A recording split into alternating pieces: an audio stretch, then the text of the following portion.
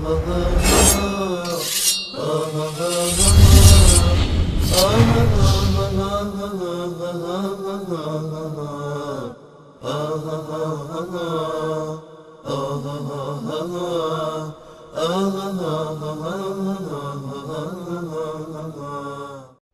سلام علیکم، بفرمایید. الو سلام علیکم. علیکم السلام. بیننده گرامی، خودتون معرفی کنید، از کجا زنگ میزنید؟ احمد از ایران. آقا احمد، ماشاءالله امروز احمد و محمد خیلی زیاد است. آقا احمد، در مورد کلیپ آقای قزوینی که تهمت میزنه به شیخ الاسلام ابن تیمیه اگر مطلبی دارید بفرمایید. این کلیپ که درسته، اشکال شما وارده. یعنی آقای قزوینی دروغ میگه؟ اما من یه سوال دیگه داشتم. خود دیگه گفتم بله اشتباه دیگه، هر کسی هم میتونه اشتباه بگه.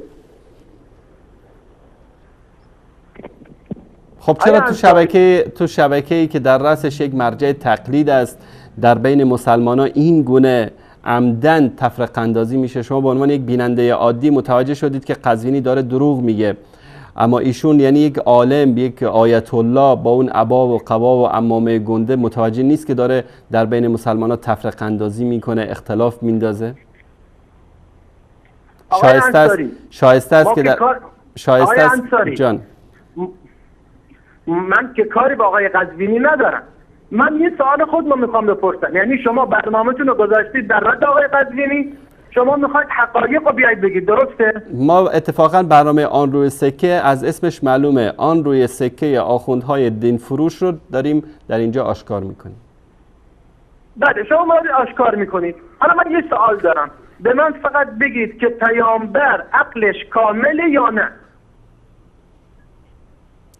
کسی شکی نداره در این مسئله؟ احسن. اگر شکی نداره پس چرا پیامبر 3 روز در قدیر تو گرما، شدت گرما، بگه بیاد علی رو دوست داشته باشید؟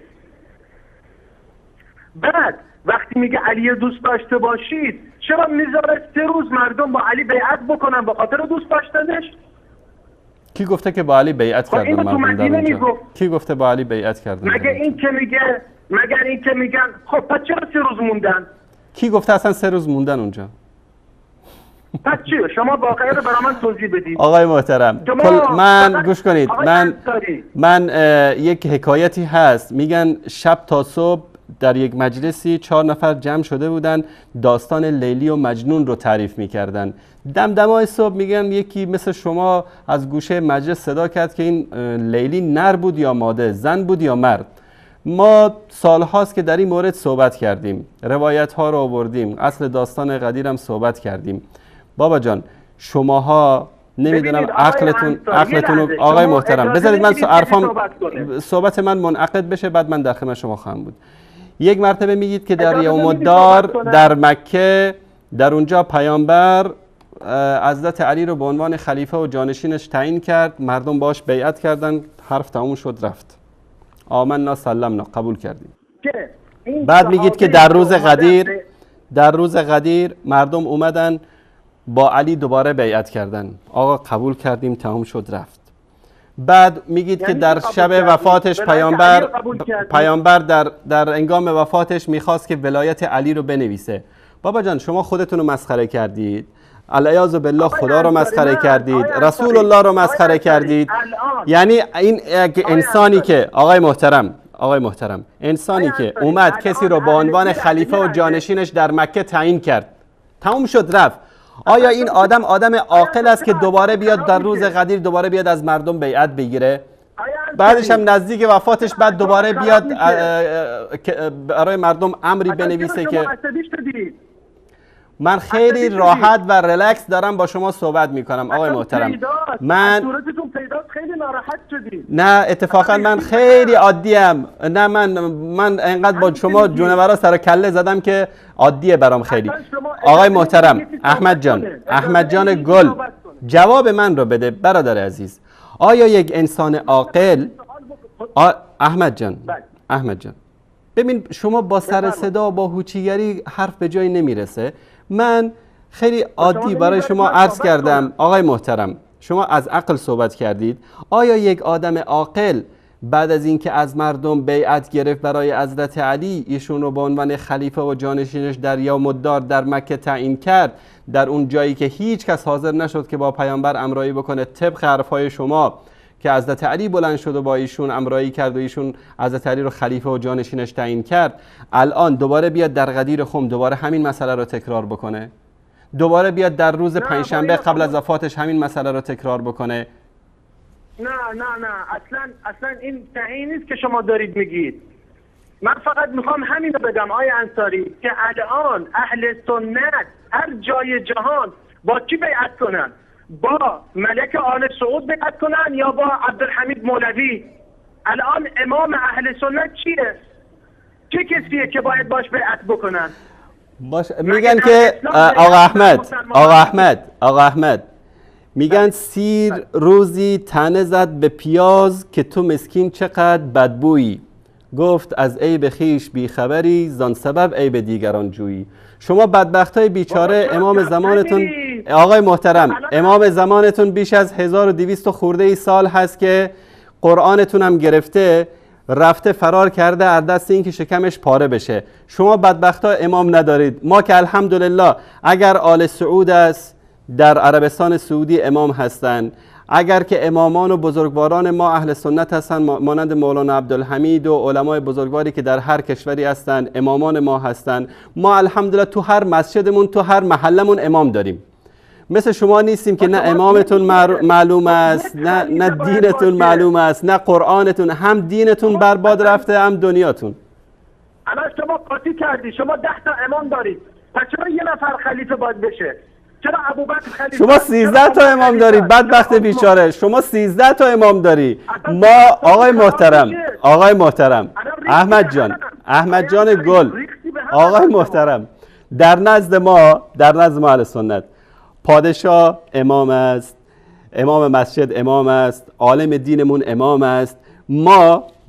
ما وقتی که الیوم اکملت لکم دینکم نازل شد، دین کامل شد. قرآن کریم امام است، سنت پیامبر امام است، راه ما روشن و واضح و آشکار است. ما مثل شما گمراه نیستیم که دنبال یک موهوم خیالی که تو سرداب سامرا پنهان شده و تا الان هیچ خبری ازش نیست. قرآنتون دست ایشون است، دینتون دست ایشون است، اختیارتون دست ایشون است. از برای خدا شما حتی نماز که میخونید، نماز جماعت که میخونید، جرئت نمیکنید بگید امام جماعتمون، میگید امام جمعه موقت. چرا؟ طبق اعتقادات مذهب شما حق ندارید امام تعیین بکنید، حق ندارید حکومت تعیین بکنید. حتی همینایی که ولایت فقیه رو در ایران تأسیس کردن، اگر شما برگردید به اصل مذهب شیعه حق نداره که حکومت تشکیل بده. چرا؟ حکومت مال امام زمانه، امام زمان هم غایب است. شیعه مأمور بودن تا زمان ظهور امام زمان به شکل به اصطلاح پنهان در بین جوامع اسلامی زندگی بکنن تا امام بیاد. اینا آمدن بدعتی به نام ولایت فقیه رو، نیابت امام زمان رو تأسیس کردن در ایران، بعد از اون اومدن حکومت درست کردن. من تعجب میکنم احمد جان، ما الحمدلله اماممون، دینمون، کتابمون، قرآنمون، سنتمون، همه چیزمون آشکار است. آقای انصاری، اگر ولایت فقیه بدعته، چرا مولوی عبدالحمید میره در خبرگان شرکت میکنه؟ مولوی عبدالحمید در خبرگان شرکت نکرده، دروغ نگید. مولوی عبدالحمید در خبرگان شرکت نکرده. از جدا از خبرگان دیگه نیست. چرا اینو میگی؟ نیست. امام جمعه اهل سنت از جانب نیست. رهبری ولایت انتخاب شده ایشون. نیست. یعنی چی نیست؟ الان اختلاف اگر بشه بین آل و اینکه آقای محترم و اینکه مثلا علمای اهل سنت مثلا در سایه نظام پلیدی مثل نظام ولایت فقیه دارن زندگی میکنن، مجبورن شما اونا رو به زور در مجلس ببرید، به اونا رو به زور در مجلس خبرگان ببرید، به زور در همه جا ببرید. اونا در زندان زندگی میکنن، در زندان بزرگی مانند ایران. آقای محترم بحث رو عوض نکن برادر محترم. احمد جان، شما اینقدر داد از امام میزدی، رفتی رو مولوی عبدالحمید، الله سبحانه و تعالی حفظش بکنه. شما برای من بگو که امروز امامت کیه؟ اصلا شما امامت کیه؟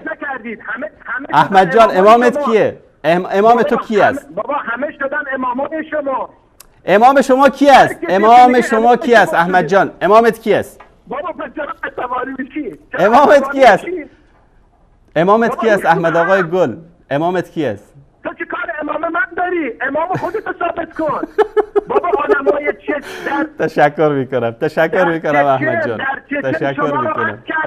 تشکر میکنم احمد جان. تشکر میکنم احمد جان.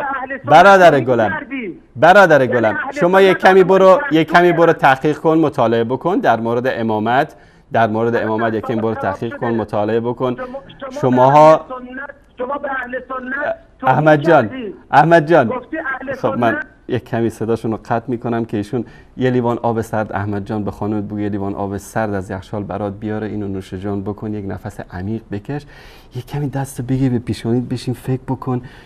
بابا دین مسخره‌ای که شما دارید، عقیده مسخره‌ای که شما دارید، بعد اومده میگه امام شما کی هست و دین شما فلان.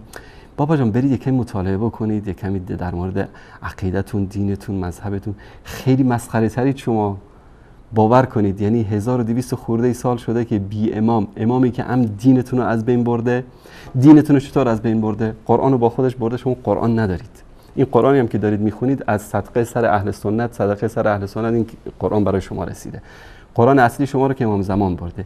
دنیاتون هم خراب کرده. امروز هر بلایی که سرتون تو ایران میارن، اگه به دختراتون در کهریزک به جواناتون تجاوز میکنن، میگن این سربازان گمنام امام زمان تجاوز کردن. اگر اونا رو باردار میکنن تو زندان ها، میگن که اینا نطفه مبارک امام زمان هست و خلاصه سربازان امام زمان این کارو کردن. اگر هر بلایی سرتون تو مملکت میارن، این مملکت امام زمان است، صداتون رو در نیارید و اینو میذارن تو سرتون. شما اید که دینتون هم مسخره کردید، دنیاتون هم مسخره کردید، بعد به ما میگید امام. ما الحمدلله دینمون، اماممون، کتابمون، سنتمون، همه چیزمون آشکار هست. مثل شما نیستیم که رفته تو سرداب قائم شده. از ترس چی؟ از برای خدا امام بزدلی که از ترس شکم پاره شدن بره پنهان بشه، اون لیاقت اینو داره که امام باشه؟ سبحان الله.